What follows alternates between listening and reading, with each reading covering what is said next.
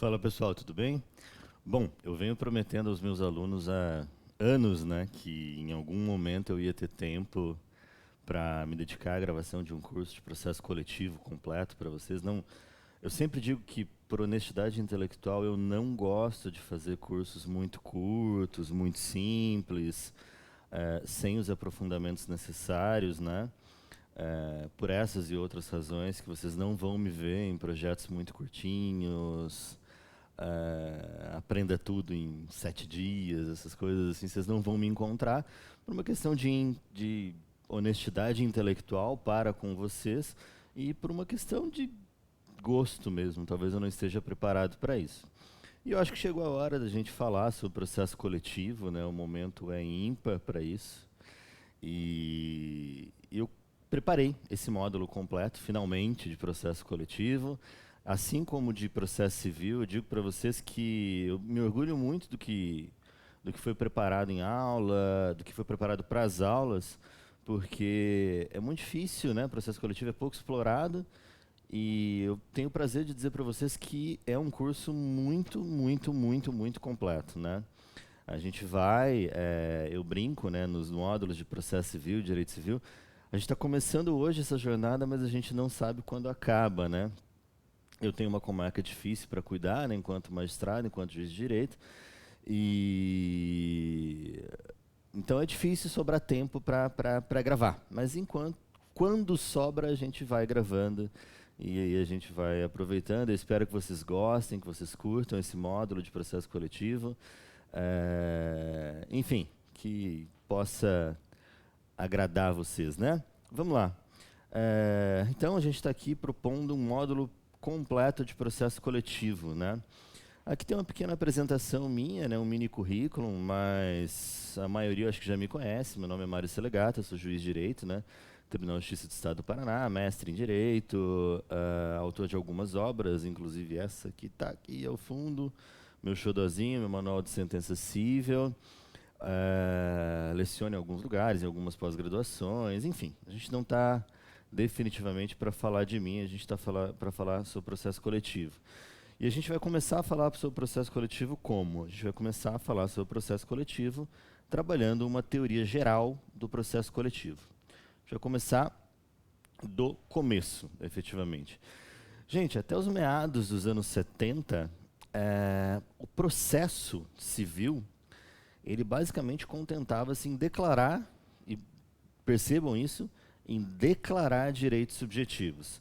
A gente não tinha preocupação, por exemplo, com dimensão executiva de processos, com satisfação de direitos, e tampouco a gente tinha preocupação com direitos coletivos, né?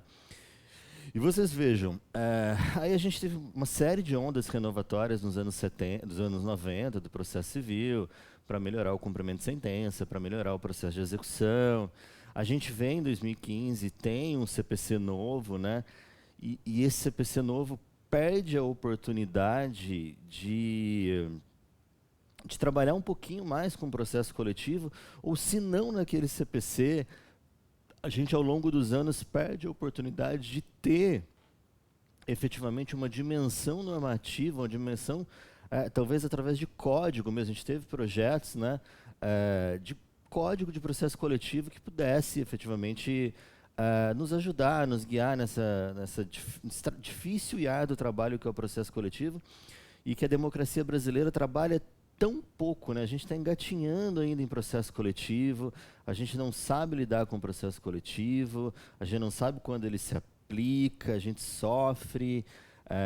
Ontem mesmo, eu analisando redes sociais ali no Instagram, eu via uma preocupação muito grande de defensores públicos quase que se degladiando com membros do Ministério Público, com promotores de justiça, para saber quem tem legitimidade para uma ação civil pública X, sendo que a legitimidade é concorrente, né? O processo coletivo ele precisa ser um processo de apoio, um processo colaborativo, mas vamos evoluir, né? Eu vou tecer várias críticas aqui. Esse curso é um curso diferente, eu vou opinar muito, porque realmente a gente engatinha no processo coletivo, a gente não sabe o que é o processo coletivo, a gente fica se apegando ao processo individual, como se fosse o mártir, né, o salvador de todos os dilemas da sociedade. E não, e talvez a grande sacada e talvez a grande coisa esteja no processo coletivo, e os atores que podem promover os processos coletivos se esquecem disso, né? Bom, os processos coletivos, né, a ideia de direitos coletivos, e aí eu estou falando neste momento em sentido amplo, a gente vai especificar isso mais adiante com a calma necessária, né? Alguns interesses começam a aparecer, obviamente, né? E o processo civil comum, né? Nosso processo civil com facetas individuais, né? Você pega professores mais antigos de processo civil, você pergunta qual é o objetivo do processo civil. Ele responde claramente: compor a lide, o conflito de interesses qualificado por uma pretensão resistida, né? É bonito, mas é errado, né? É bonito, mas não é contemporâneo. É bonito, mas não é mais assim. O fato é que o nosso processo civil, ele não dava conta, né? Ele não dava conta de imaginar proteções ao meio ambiente, proteção a direitos de grupos vulneráveis, como, por exemplo, o consumidor, né? E por aí vai. E aí os processualistas mais contemporâneos, eles passam a se preocupar com uma tutela de direitos de grupos, né? E a gente está falando de uma maneira bem vulgar, assim, né? Bem leiga. E esses grupos, eles titularizavam direitos na forma de grupo, mas que não havia um titular específico determinado, né? Não havia ninguém que pudesse chegar em juízo e propor uma ação ambiental em legitimidade ordinária, né? Olha, eu, Mário Sergato, quero propor aqui uma ação indenizatória em face da usina ou da mineradora tal que derrubou 1 bilhão de árvores ali na cidade vizinha, né? Esse negócio ficava um pouco esquisito, porque esses grupos, né, eles precisavam ser tutelados. Olha, eu, Mário Consumidor, gostaria de uma ação indenizatória porque houve uma publicidade enganosa ali, né, da marca X, e a gente esbarrava em questões de legitimidade, né, e o apego à forma no processo civil comum, ordinário, simples, individual, era muito pesado também. E aí, finalmente, a gente começa a pensar na ideia de um direito processual coletivo, efetivamente, né? E o direito processual coletivo, ele não nasce de um sonho, né? Ele não nasce de um desejo, ele nasce de uma necessidade, A gente começa a perceber, o mundo começa a perceber, os processualistas começam a perceber que direitos transindividuais em sentido amplo, eles precisam efetivamente de uma proteção maior do que, desculpa, uma proteção diferente daquela que a gente efetivamente outorga direitos individuais, né? Então, esses direitos transindividuais, eles precisam ser tutelados de alguma forma, né? Que talvez eles sejam, em uma noção de grupo, mais importantes ainda do que os direitos individuais, né? Bom, disso surge o direito processual coletivo, né? Aí a gente começa a evoluir teoricamente e a gente começa a perceber algumas coisas, né? A gente está falando de um ramo autônomo do direito processual que reúne um conjunto de regras e princípios próprios, predispondo-se a tutelar adequadamente direitos pertencentes a grupos de pessoas. Então, quando a gente vai falar em processo coletivo, gente, virem a chavinha na sua cabeça que a gente não está falando de direito processual civil individual. Então, se você se considera um grande processualista em termos de processo individual, talvez você seja, e me desculpa a expressão, um merda em termos de processo coletivo. Porque é diferente, né? A proteção é diferente, vários institutos básicos se esbarram, né, em questões absolutamente diferentes. São um conjunto de regras e princípios próprios. É claro que a gente vai usar o CPC como norma subsidiária, a gente vai falar disso já já, mas tenham cautela, né, quando a gente for falar sobre isso, quando a gente for pensar sobre isso. E quando a gente fala em processo coletivo,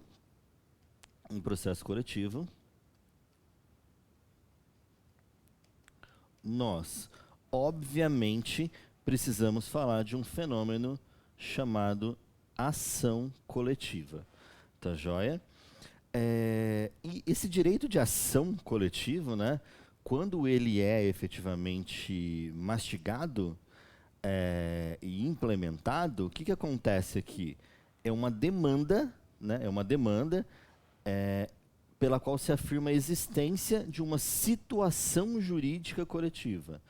Então, tá, quando eu falo em ação coletiva, e aqui, sendo um pouquinho, deixando a técnica um pouquinho de lado, quando a gente fala também em demanda coletiva, a gente afirma a existência do quê? De uma situação jurídica coletiva que dá origem ao quê? A um processo coletivo.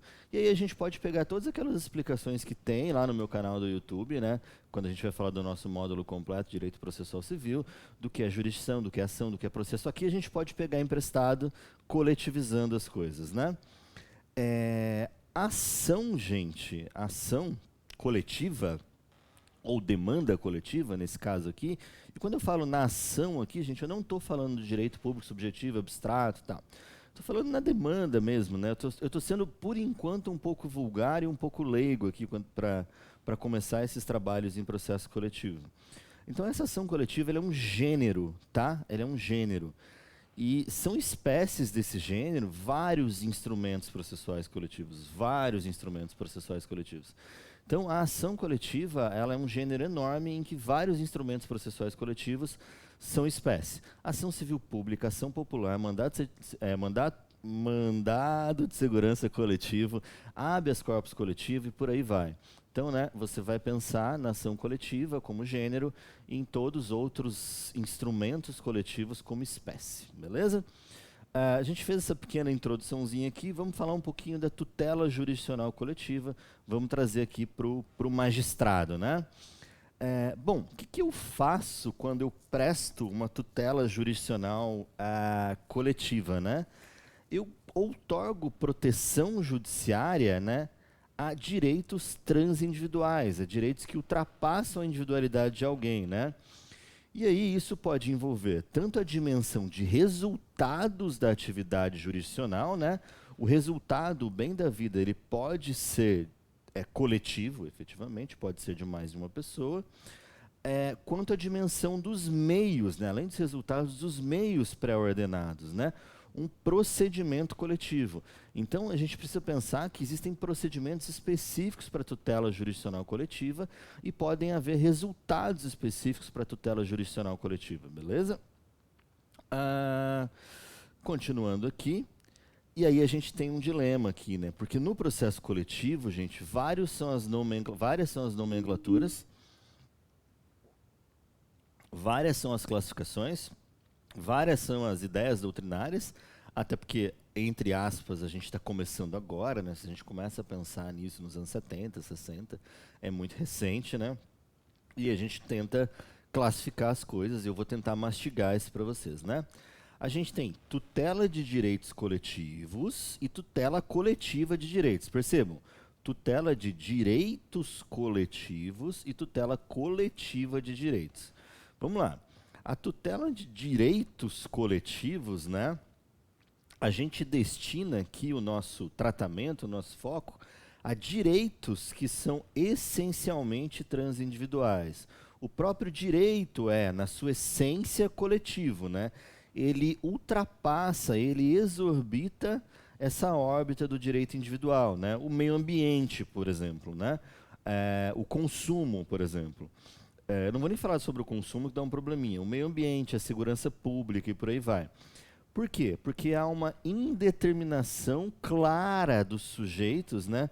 Porque também há uma indivisibilidade clara do objeto, né? Agora, quando eu falo da tutela coletiva de direitos, é o quê? Basicamente, isso é muito legal, eu dar tratamento coletivo como forma de eficiência, como forma de celeridade processual, a direitos que eu poderia tratar de forma individual. Exemplo clássico, os direitos individuais homogêneos, a gente já vai falar sobre eles, né? Mas aí eu outorgo, e aí o CPC perdeu a oportunidade mesmo. Havia até um incidente de coletivização das demandas que foi vetado, né, pela presidência da República na época, e isso é muito legal, né? Eu pegava um direito que parecia, tinha jeito, o cara andava como um direito individual, mas eu outorgava uma tutela coletiva, né, eu dava tratamento procedimental coletivo para ele, como forma de prestigiar tantos outros princípios, né? Era basicamente isso. Gente, eu falaria agora sobre evolução histórica metodológica, mas um bloquinho de 15 minutos tá bom para a gente começar.